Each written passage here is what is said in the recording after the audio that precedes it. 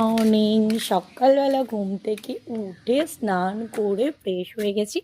এখন আমি উঠছি দিদাদের ভাঙা রান্নাঘরে, ভিতরে ঢুকে গেলাম। ঢুকে দেখাবো একটা জিনিস। এই যে, আশা করছি দেখা যাচ্ছে। যদি দেখা না গিয়ে থাকে তাহলে ব্যাক ক্যামেরায় দেখাতে হবে। আর আমার দিদা বলছে ওই জন্যই আজকে সূর্য ওঠেনি। মানে এত সুন্দর সূর্যটা উঠেছে, তারপরেও দিদা বলছে সূর্য নাকি ওঠেনি।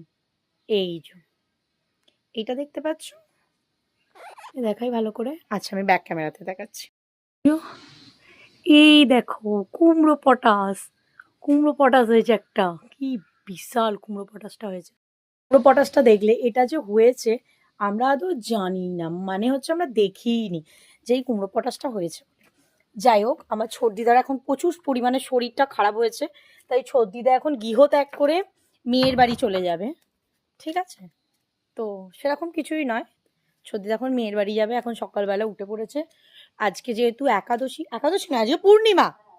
আজকে পূর্ণিমা, তাই সর্দিবেলাও সর্দিভাই সকালবেলা দৌড় মাথাটা তারটা কেটে গেছে, এত ভাট বকছি সকালবেলা। দিদা আলুর দম করে ফেললো। মেয়ে এসে খাবে আলুর দম দিয়ে মুড়ি।